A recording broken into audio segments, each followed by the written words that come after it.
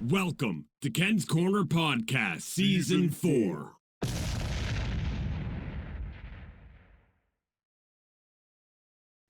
Hi, everyone. It's Ken from Ken's Corner, and I'm back on Sports Timeout, our weekly show here with Joe Moyer and Ken Judge. Joe, how the heck are you doing? And before you answer that question, I want to talk about your experience in helping with Chris Mayberry, in the play-by-play action. I guess your handle was hockey analyst for the night for the Stovall Spirit, right here in Stovall on Whistle Radio. Tell me all about it and how you felt. Thanks, Ken. I mean, we had an absenteeism. One of our regulars, Jason, couldn't make it, and they asked me to step in. I live fairly close by, and I thought, why not? I'll give it a chance. And poor Chris, he's been battling, as you know, a bronchitis or some kind of stuff that a lot of us get this time of year, and was losing his voice. So I thought it'd be nice to step up and have somebody else do a little bit of talking anyway. So went in there quite nervous, to be honest with you, but never had done something like that before. But when you're working with someone like Chris and his professionalism, and he knows what he's doing, and he's very, very supportive, it makes you feel right at home. He went to the trouble of taking some notes down for me and making me quite comfortable. So my thoughts were just let him do what he does best, which is the play-by-play. And if you ever have heard him do the play-by-play, he's amazing at it. And I'll just try to add my 2 cents in for stoppages. So very, very different. A lot more difficult than it seems on television, but a great experience. And I can't thank Chris enough for taking me under his wing and letting the new guy take a stab at breaking down some plays. And unfortunately, Stouffville came out a little bit short on that one, but maybe there'll be more opportunities as the year goes on. Yeah, I had the pleasure riding a bus last night, listening to you during that third period, and you guys were like peanut butter and jam to me. You guys were seasoned pros, and I seen all the great messages coming through our group chat for you there. So I hope you get another chance to do that. I really do, and honestly, I don't want to try it now because I don't think I could live up to the Yeah. expectations of Joe Moyer right now. I'll tell you. Well, you're too kind. I definitely, like I said, when you have Chris leading the way and you listen to how he, if you it's very fast moving, and you've got to have eyes, and for Chris to do the play-by-play, he's got to watch the puck and what's going on. So it's very difficult, and to catch stuff behind the play and all those other things that I was able to pick up a couple of things there that he couldn't see, because rightly so, he's broadcasting who has the puck and who's making the pass or taking the shot.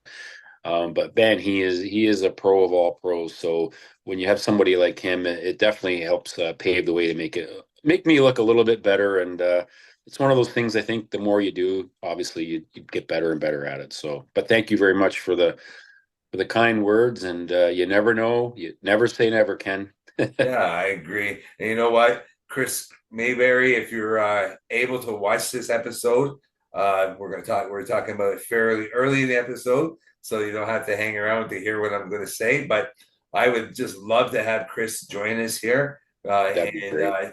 talk about his experiences and his expertise, because I really do love listening to Whistle Radio now with the play-by-play. It was a great idea to add that this year, and I'm really having fun with it. It keeps me intact with what's going on with our Stovall boys.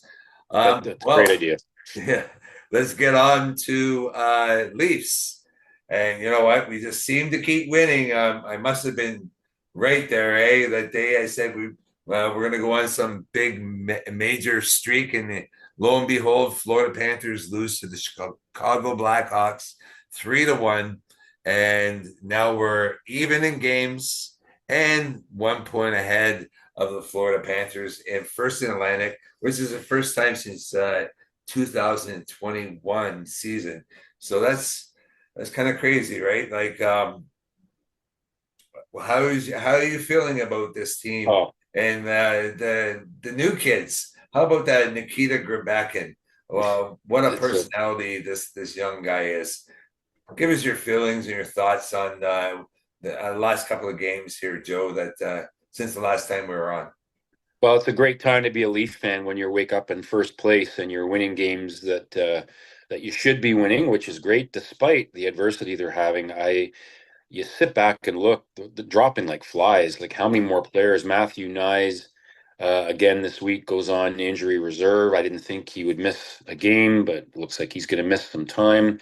Probably a very smart move. And I think also because of the players they're calling up, like Gurbankin and Fraser Minton, and Alex Steves, it gives them the luxury to not rush. And that's something we haven't had in the last few years is that depth. We've always been rushing to get Matthews back or Nylander or Tavard because we really need them. And this year we're showing that with proper development and handling them the right way, these kids can step in. And Fraser Minton pops his first goal this week, where Banking throws big hits and looks like he absolutely belongs. It's a nice feeling to have. I don't want any more injuries, mind you. I think we've seen our fair share, and we still don't know. Looks like maybe Austin Matthews might be next week, not this coming weekend against Utah. But it gives the Leafs that little breathing room to go. You know what? We can ride a couple of weeks with losing some of our big guns, and these other kids will step up. And if we play the right system, right? If we're playing run and gun and trying to score 10 goals, then maybe these players wouldn't fit in. But if these players are buying into the system and we play this way, we can be in games. You don't have to blow them out 8-3, but we can win 3-0 like we did this week. Yeah. I just want to give a little update on Austin Matthews as you have spoken of. Some people were alarmed at the fact that he flew all the way to Germany to have his doctor over there checking him out. And it's all it is just a doctor that Austin Matthews has seen in the past and is comfortable with.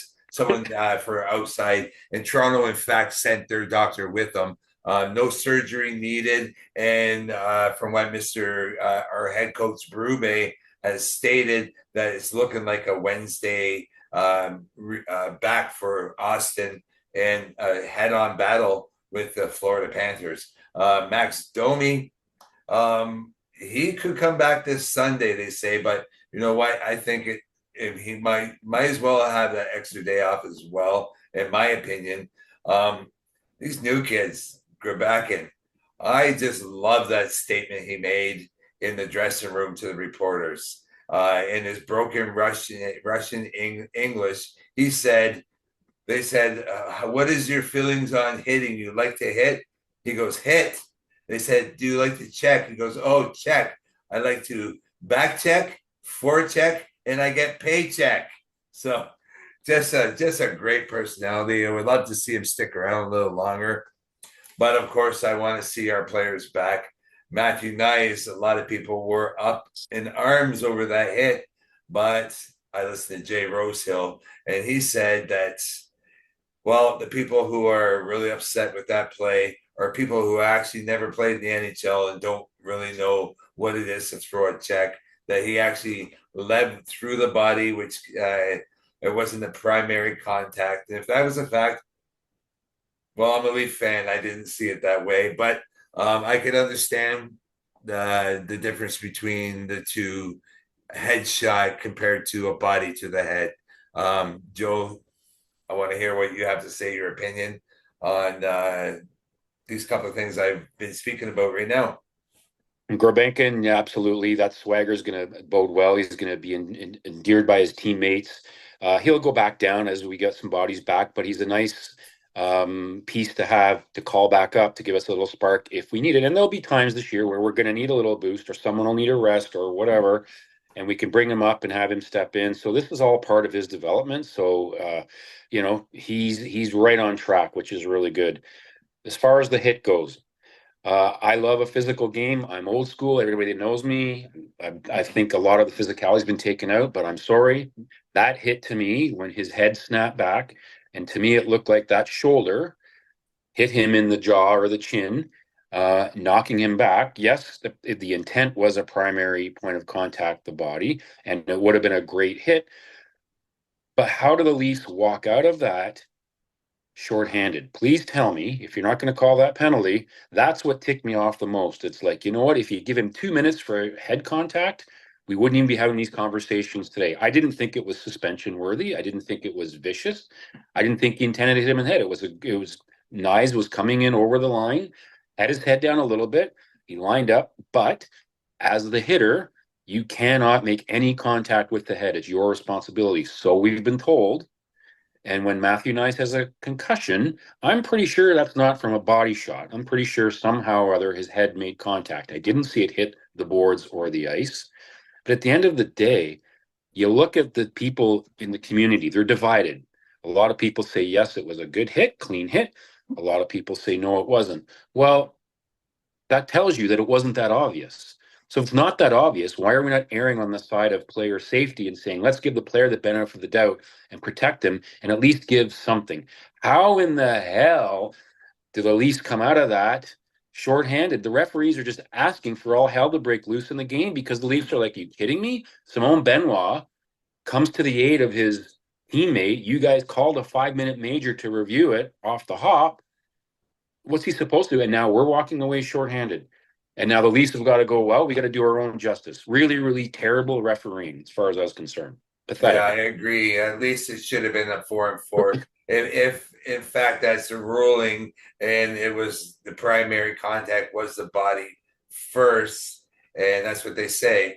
If that's a fact, then yes, he should have got at least a charging penalty or a double minor roughing as well, because he was involved in the scrum with Benoit in the after fact of the hit. And even that penalty 2-2 or 4-4 or whatever, did I think it was worthy of 5 and being kicked out? No, but I think there was definitely some head impact there. And I think, you know, as a referee, you look, what's gonna keep everybody kind of on status quo here? Let's do this.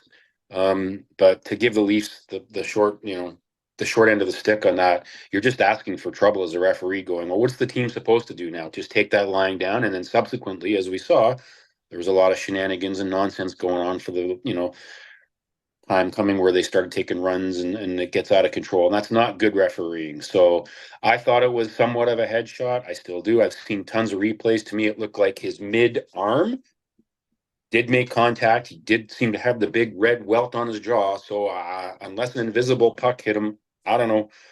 Yeah. But the intent, I know, was a good, clean hit, and I get it. And he was in position to be hit. I get it. But there's also some video of White Cloud leaving the ice. So I don't know. Yeah. Err on the side of caution for the player that's injured. Just don't be egregious and be ridiculous and go overboard and kick the player out, you know, for life because he did it. That's my opinion. I agree. Now, with these injuries that are piling up, doesn't seem to stop us in the win column, as we know. But we have now actually signed Alex Nylander to an $875,000 contract, and he's on his way to Toronto. What does this mean for the league? Wow, I never would have seen this coming so soon in the season. I wanted to see him have a season down there and then maybe decide next year if he was worthy of signing. But it's desperation. We're running out of bodies. That's purely what this is to get him signed. So we have the luxury. I think he's next on the depth chart as forwards to call up. He's having a fairly decent season. I believe he has been actually summoned up to the Leafs. Does that mean that he has to clear waivers to go down? And does that actually keep him on the team? And if it does, what do we do? Those are good questions, and I don't know the answer to that right now. We're gonna have to do a bit more research. I mean, we can't have all these guys on the team. I mean, if we have him, someone else will be on long-term injury reserve. I mean, we know Calle Yarncrocs probably most of the season, maybe back for the playoffs. He had the sports hernia. Let's hope Austin Matthews can put this behind him and come back and start dominating. Because, like it or not, even though we have a 6-1 record without him, eventually that's going to catch up with us. So we're going to need some goal scoring, and we're going to need a different look.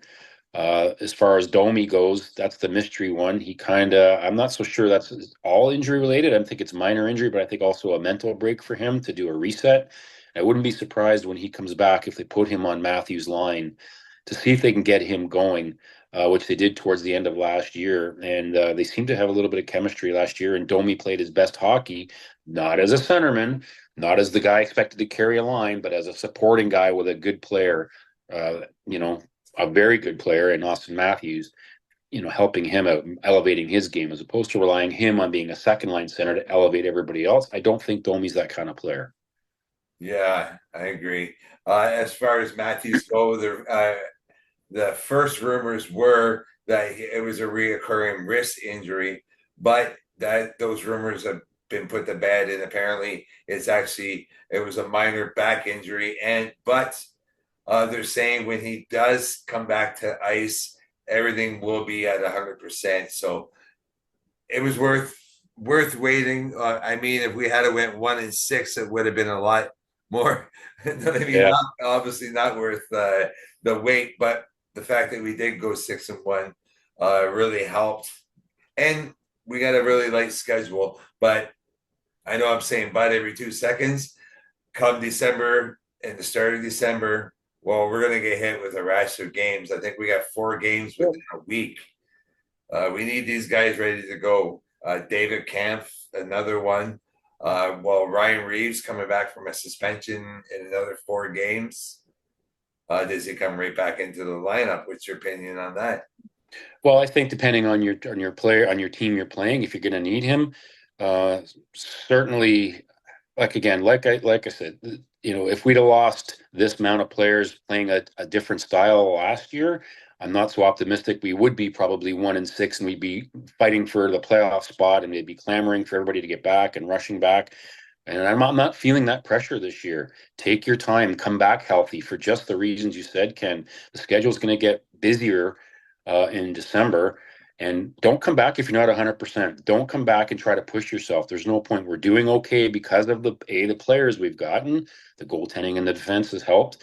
But the system we have in place, we're not trying to outscore and pop in 7 goals every night. We're playing good, sound defensive hockey that's keeping us in it. The bigger question is going to be with the World Tournament coming up for Austin Matthews in February. He's expected to be penned in there number 1 for Team USA. Do we take that chance and let him go? That's a big question that if you're the Leafs and you have an asset, do you Is go, that an option?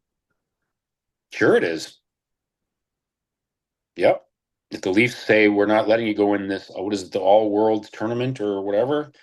I mean, Team USA is favored, but that's a $13 million asset that they need to protect going into the playoffs after February. It's a conversation I think they're going to have to go, is it worth putting him through that, and maybe put the bug in his ear to go, Austin, your goal is the Stanley Cup. And yes, this is a nice little tournament and blah, blah, blah. It's a lot of fun, high profile. I get it. But we need you 110% ready to go. And maybe they could have that same, with Mitch Marner will be there as well, right? So for Team Canada. So have to wait and see. But it makes you wonder. William Nylander. If that's And the his case, brother it Alex. might be it might look like the Canadian Olympic team and the American Olympic team, the one that goes to the Olympics that doesn't have the NHL players. That would actually be quite the backfire, I would think. No All-Star game and no players. This has always been the general manager and ownership's conundrum: is do we let these guys play in a tournament and risk getting hurt when we're fighting for a Stanley Cup? If we really feel we can contend and we really feel we can finish first and do some damage, do we let our assets take a chance of getting hurt in a I don't want to say meaningless tournament, because there's a lot of pride on the line and stuff, but really at the end of the day, it's about winning the Stanley Cup and progressing in the playoffs and making a dent. And it would be a shame if something tragic happened to any player in a tournament, and then it cost them, better part of their season. But that's not for me to decide. That's for the GMs and the ownership to decide with the league. Yeah, you're right. That's a lot coming up in the near future. I mean, there's so much that's going to be happening, but we're here in game 20 already, and things are starting to shape up. Boston has fired their coach. Wow, is that a reaction? I feel so bad for them. They're 9-9, and why would they fire the coach? It doesn't. He must have lost that room. Do you think? I think so. I think you could see the way they were playing. I mean, losing to Columbus, not that that's not been done here, but that losing to Columbus, I think that was their 3rd loss in a row. They just didn't seem interested. And from what I heard from scouting reports, the effort wasn't there. And it wasn't, as soon as you see your team out just going through the motions, not putting in the effort night after night, that's a sign that the coach is pretty much, the team's given up on the coach. And we've seen that here in Toronto, unfortunately. It's not like the Bruins were playing out of their mind and got shortchanged and a bad goal went in or bad penalties. They looked very, very disinterested. you kind of saw that writing on the wall when the Brad Marchand nonsense happened early in the season when he started chewing out his star players, and you started to see Pasternak didn't you get benched for a period? And once the coach starts resorting to that, like David Pasternak, your number one star, benching him for a whole period, how did the rest of the team feel about that? I thought that was kind of a suicidal move from Montgomery. That if he's resorting to that, he's in desperation mode, and I'm sorry, but your buddies and your teammates are going to stick up for you and not the coach. Yeah, you're so right. You're so right. Now, let's set us up a little bit. Well, actually, what I want to talk about first, I was actually just looking up our next 5 games real quick to get all the team names because I think there's some very winnable games there. We do have Florida, Tampa Bay, I think back to back or within a day. We got Nashville, who's struggling coming up. We have this game against Utah. I don't really know how to judge that game, to be honest. Are they still the Arizona Coyotes, or are they a much more exciting team? Or I really don't know much about them yet. Our goaltending. I know you love talking goaltending, so let's talk some goaltending. Last weekend, Anthony Stolarz, everyone's favorite 1A goalie. He won the game against Edmonton going into that overtime game, but he allowed 3 goals in that game. Enter Joseph Woll. He gets a shutout in his first in Toronto just the other night. Now, who gets this game, Joe? Moving into Toronto here against the Utah Hockey Club. That's a really, really good question. I'm leaning towards Stolarz just because he hasn't played. You don't want him getting stale, and he's done nothing to lose the job. I mean, Joseph Woll, yeah, he's coming off a shutout, but you don't want to start pounding him as well. And that's interesting. The good thing is there's no real controversy. I'm comfortable with either one in net, which is something I haven't been able to say for many, many years. Both are good goalies. It's one little small sample size for Woll. He's getting better every game.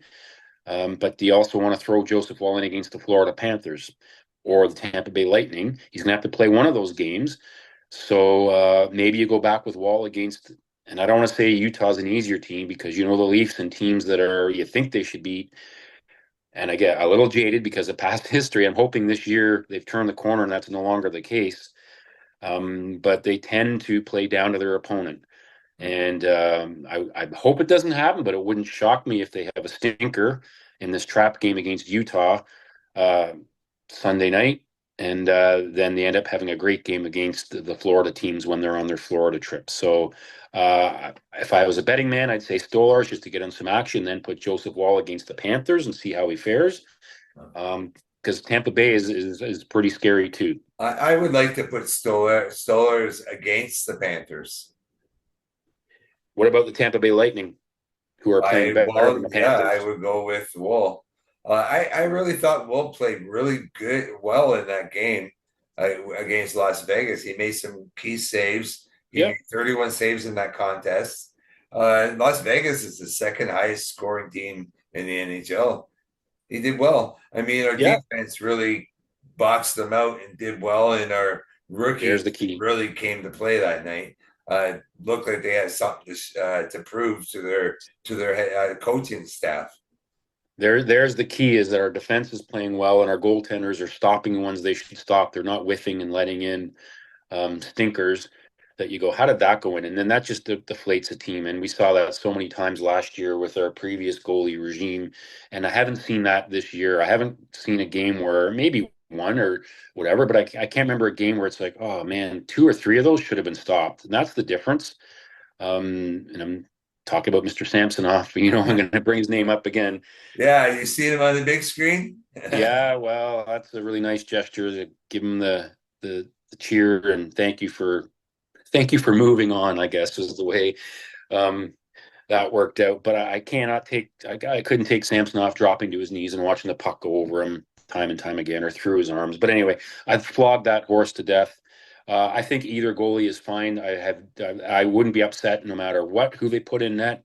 I'm just thinking it's been a while for Stolars and they don't want him to get rusty, but who knows? So We'll see. maybe they Either go way, I'm back to back comfortable. nights with Stillers. What if he has a good game against Utah and they play on Wednesday? Is it Yeah, they can. Wednesday, the Florida game? I think it's Tuesday, Wednesday, I believe, next week. Tuesday, Wednesday.